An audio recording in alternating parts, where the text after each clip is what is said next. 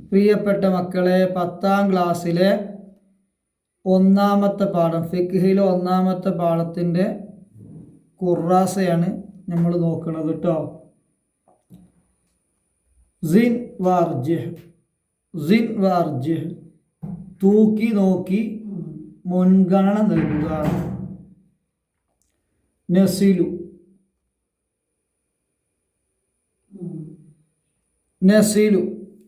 ചേരുമ്പടി ചേർക്കാം. കച്ചവടം ശരിയാവാനുള്ള റുക്കിനാണ്.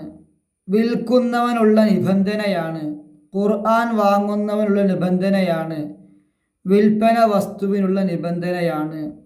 ഇതിലൊക്കെ ഇപ്പുറത്ത് ബോക്സിലുണ്ട്. പക്ഷെ ഞാൻ അവിടെ കളർ ചെയ്തിട്ടുണ്ട്, ഓരോന്നിനും ഓരോ കളറാക്കിയിട്ടുണ്ട് കേട്ടോ. നിങ്ങളത് വായിച്ചാൽ മതി കേട്ടോ. എളുപ്പമാണെന്ന് വിഷയമുള്ള കാര്യമല്ല, ചെറിയ ചോദ്യങ്ങളാണ്. പിന്നെ ഉത്തരം പറയാനാ നുജീബു. കച്ചവടത്തിൻ്റെ റുക്കുനുകൾ ഏതെല്ലാം? കച്ചവടം ഉണ്ടാകാൻ ആവശ്യമുള്ള ഘടകങ്ങൾ ഏതെല്ലാം? വിൽക്കുന്നവൻ, വാങ്ങുന്നവൻ, വിൽപ്പന വസ്തു, വില, ഈജാബ്, കബൂല്. ഓരോന്നും നമ്മൾ പാഠഭാഗത്തിൽ വ്യക്തമാക്കി പറഞ്ഞിട്ടുണ്ട്. വിൽക്കുന്നവനും വാങ്ങുന്നവനുമുള്ള നിബന്ധനകൾ ഏതെല്ലാം? വിൽക്കുന്നവനും വാങ്ങുന്നവനുള്ള നിബന്ധനകൾ ഏതെല്ലാം? മുക്കല്ലഫും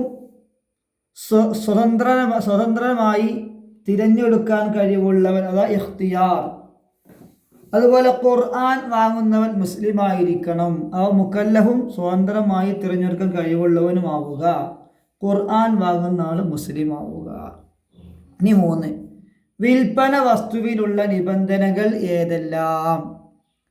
വിൽക്കണ വസ്തു, ഞാൻ ഇപ്പോൾ ഒരു വസ്തു വിൽക്കുകയാണ്, അതിനെന്തെല്ലാം നിബന്ധനകൾ വേണം? ഉടമസ്ഥതയിൽ ഉള്ളതാവുക, ശുദ്ധമാവുക,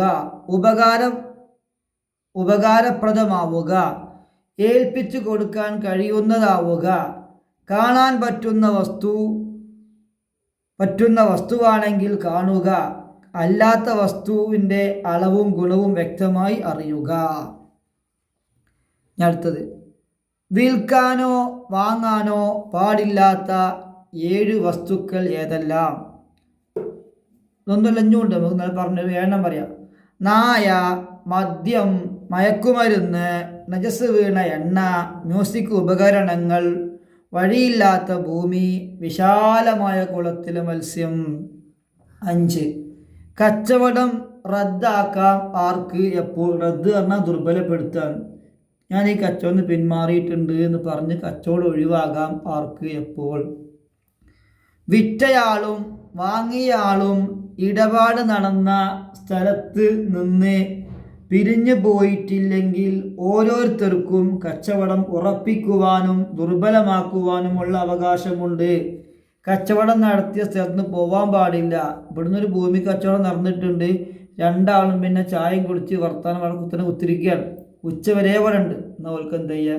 ആർക്കും ആണെങ്കിൽ കച്ചവടം ഒഴിവാകാം.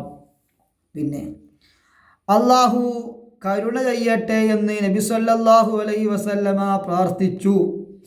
ആർക്ക്? വിൽക്കുമ്പോഴും വാങ്ങുമ്പോഴും കടം തിരിച്ചു കൊടുക്കുമ്പോഴും തിരിച്ചു ചോദിക്കുമ്പോഴും വിട്ടുവീഴ്ച ചെയ്യുന്നവനെ അള്ളാഹു ബർക്കത്ത് ചെയ്യട്ടെ എന്ന് നബി സല്ലല്ലാഹു അലൈഹി വസല്ലമ പ്രാർത്ഥിച്ചിട്ടുണ്ട്. കച്ചവടത്തിൽ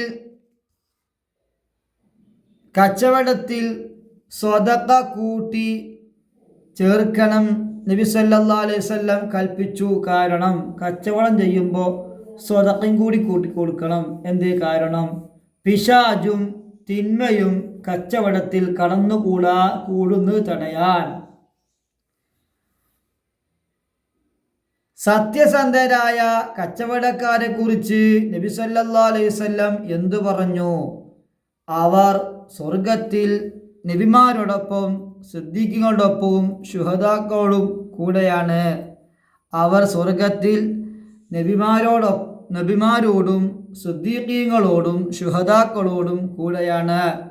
തഖ്സീസ് ഉണ്ട്. തഖ്സീസ് നക്തുബു ഫിഖറ, ഗണ്ണിക തയ്യാറാക്കാനാ. വിൽപ്പനയിൽ വസ്തുക്കളുടെ നിബന്ധനകൾ. വിൽപ്പനയിൽ വസ്തുക്കളുടെ നിബന്ധനകൾ.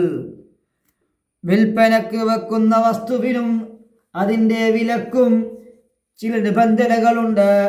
ഉടമസ്ഥതയിൽ ഉള്ളതാവുക, ശുദ്ധമാവുക, ഉപകാരപ്രദമാവുക, ഏൽപ്പിച്ചു കൊടുക്കാൻ കഴിയുന്നതാവുക, കാണാൻ പറ്റുന്ന വസ്തുവിനെ കാണുക, അല്ലാത്ത വസ്തുവിൻ്റെ അളവും ഗുണവും വ്യക്തമായി അറിയുക എന്നിവയാണവ.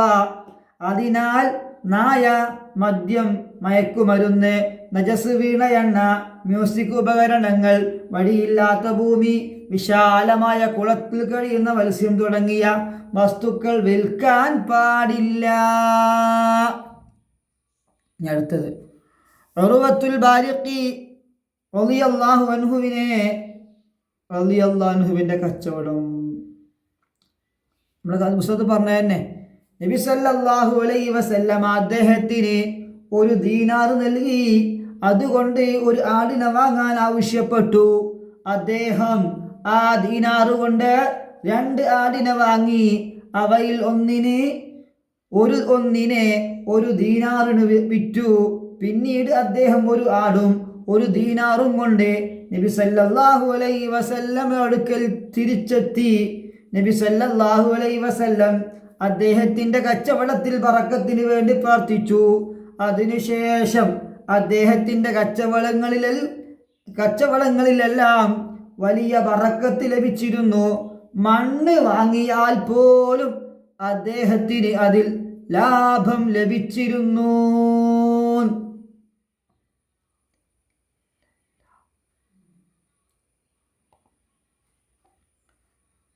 പിന്നെ അടുത്തത് ഇബ്നു സീരീൻ റളിയല്ലാഹു അൻഹുവിൻ്റെ സൂക്ഷ്മത.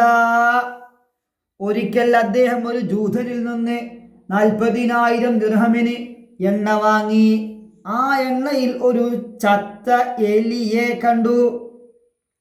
ഈ എണ്ണ തിരിച്ചു നൽകിയാൽ ജൂതൻ അത് മറ്റാർക്കെങ്കിലും വിൽക്കുമോ എന്ന് ഭയപ്പെട്ട അദ്ദേഹം ആ എണ്ണ മുഴുവൻ ഒഴുക്കിക്കളഞ്ഞു. ഭൗതിക നഷ്ടമല്ല, പാരത്രിക നഷ്ടമാണ് വലുത് എന്നായിരുന്നു അദ്ദേഹത്തിൻ്റെ ചിന്ത. അസ്സലാത്തു വസ്സലാമു അലൈക യാ റസൂലല്ലാഹ്. അസ്സലാത്തു വസ്സലാമു അലൈക യാ ഹബീബല്ലാഹ്. പടച്ച റബ്ബേ, നീ സ്വീകരിക്കണേ അല്ലാഹ്. നീ തന്ന തൗഫീഖാണ് റബ്ബേ. ഞങ്ങളെ ഇൽമിലും അമലിലും ബറക്കത്ത് നൽകണേ അല്ലാഹ്. ഞങ്ങളെ ഉമ്മ ഉപ്പ ഉസ്താദുമാർക്ക് പുറത്തു കൊടുക്കണേ അല്ലാഹ്. ജീവിച്ചിരിക്കുന്നവർക്ക് ആരോഗ്യവും ആഫിയത്തും ഏറ്റിക്കൊടുക്കണേ അല്ലാഹ്. മരണപ്പെട്ടവർക്ക് മഗ്ഫിറത്ത് നൽകണേ അല്ലാഹ്. ജന്നാത്തുൽ ഫിർദൗസിന്റെ പരിമളമുള്ള ഖബറുകളാക്കണേ അല്ലാഹ്. ഞങ്ങൾക്ക് നല്ല ബുദ്ധിയും ഓർമ്മശക്തിയും ഏറ്റിത്തരണേ അല്ലാഹ്. ഞങ്ങളെ നല്ലവരാക്കണേ അല്ലാഹ്. നീ ഇഷ്ടപ്പെട്ടവരാക്കണേ അല്ലാഹ്. വജഅൽനാ ലിൽമുത്തഖീന ഇമാമാ. ആമീൻ ബിഅൻവാഇ റഹ്മതിക യാ അർഹമർ റാഹിമീൻ.